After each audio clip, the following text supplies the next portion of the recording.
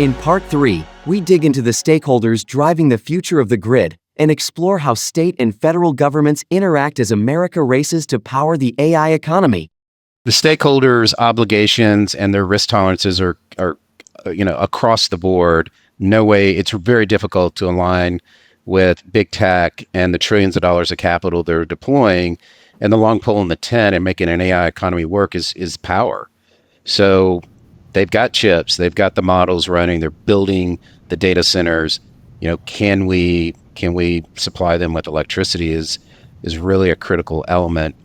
All right, so let me pivot a little bit because I want to get your perspective on kind of federal to state policymaking and what the interplay you're seeing there. Again, what are the things that make it complicated? Everything we just talked about is extremely complicated as we transition from one energy policy that motivated renewables through tax incentives to now a pivot to what looks like nuclear is going to be really the place where the federal government wants to weigh in on and effectuate future power supply.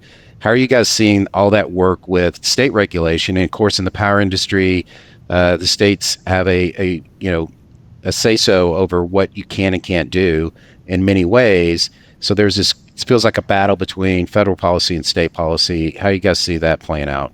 Can I go first on this one? Or Sure. This is like kind of the key issue that we're seeing. And I think it's important to understand that there is essential energy-related infrastructure that is primarily permanent at both the federal level and the state level, and you can't really get away from either of these issues. So the federal level is a whole different can of worms, but the state level is something that we see particularly concerning in the policy space because you have a massive increase in restrictions that are occurring on the deployment of new resources. Now, part of that is just kind of like expected, right? You're seeing all these new restrictions on the deployment of wind and solar because there wasn't wind and solar before, and now those technologies are growing. You have more communities that are resistant to it. So just looking at the ordinances and how much more restricted they're getting on the permitting side, that gives me a lot of concern of like, this could really dampen the potential deployment. And National Renewable Energy Laboratory did some pretty interesting work on trying to say, okay, how much of a reduction of like our potential capacity would this have? And I think they said if you adopted the most stringent ordinances just across the country, you'd have like an 87% reduction of your wind potential.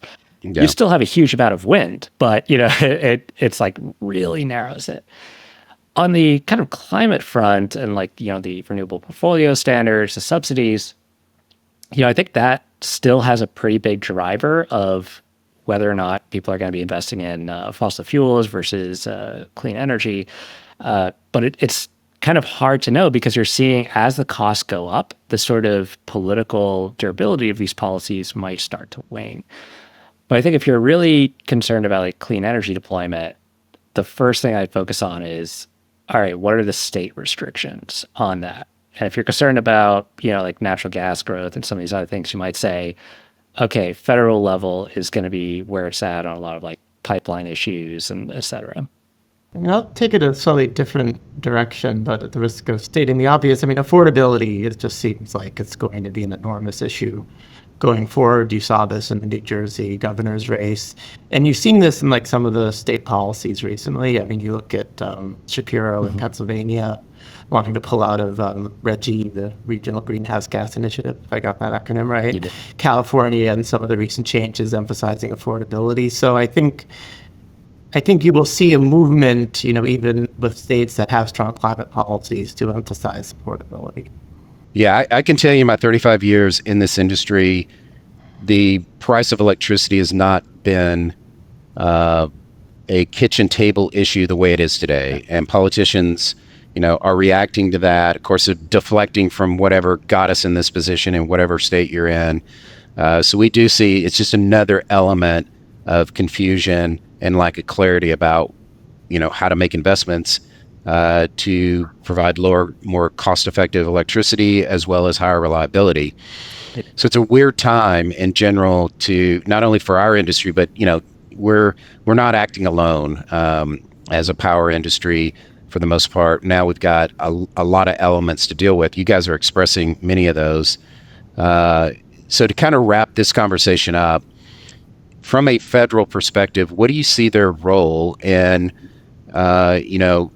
allowing the U.S. to be competitive in this AI arms race with China, where on an equivalent basis, they are building power plants significantly faster from the year 2000 and now. In 2000, China and the U.S. had roughly the same amount of electricity manufacturing capacity. Now they, have 3x, and they're adding, gigawatts by the week, where we struggle in that space. So, what, from your perspective, should the federal government's role be in,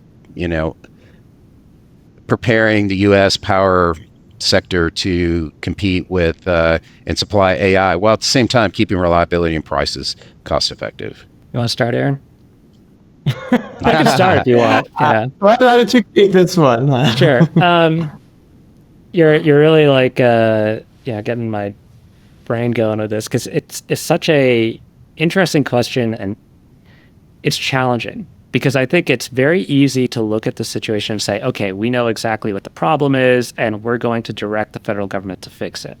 And you're going to see that where people are like, hey, you see from these executive orders saying, hey, we're going to like build more coal or whatever to get more power. And they're trying to amp up those sort of, resources to expand AI industry and make it easier, permanent build. And the challenge here is the method by which those policies come into place is important. And I say that because if you are pursuing this sort of easier AI pathways, growth of industry through executive action, or just from like subsidies or special exemptions, emergency powers, what have you, you send a message to business. You say, hey, your pathway to success is to lobby the government for these special permissions.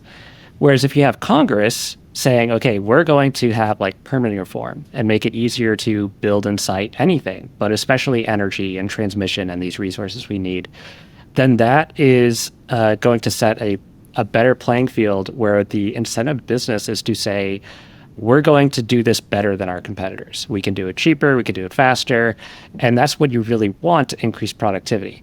Because if you're just lobbying the government for special permission, you're not going to get the best, rising to the top. You're just going to get the best lobbyists rising to the top, which is not as valuable. And I guess maybe I'll say something which probably does align with our street. I mean, I do think if you are looking to have governments intervene in market, you should have a good reason. I mean, in the power space, there are emissions. We know that these emissions, not just carbon emissions, there's particulate matter emissions, or ozone. I mean, there are good reasons we know that, the government,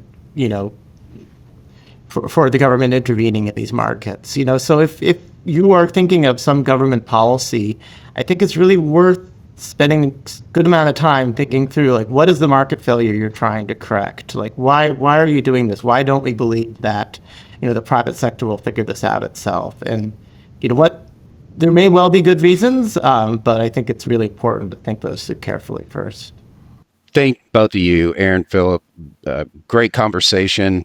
I'm not sure we solved anything at the end of the day, but the point of this is to, just start bringing to light how complicated and how much misalignment we still currently have. And even though OB3, is there doing things, I'm not sure it's going to provide, the kind of alignment that we're ultimately going to need to meet that demand and be competitive in the AI arms race, if you believe that's a thing. So a lot of stuff going on. Hopefully we'll have you guys back in the future, and we'll kind of catch up and rehash what we, we're kind of seeing today and where we're going. But again, thank you very much for being here, and everyone stay tuned. Next time we'll be back with another episode of On Energy by NRG. Thank you very much. Really appreciate being here. Thank you, Scott. And not solving problems is the Washington MO. So, that's part of it.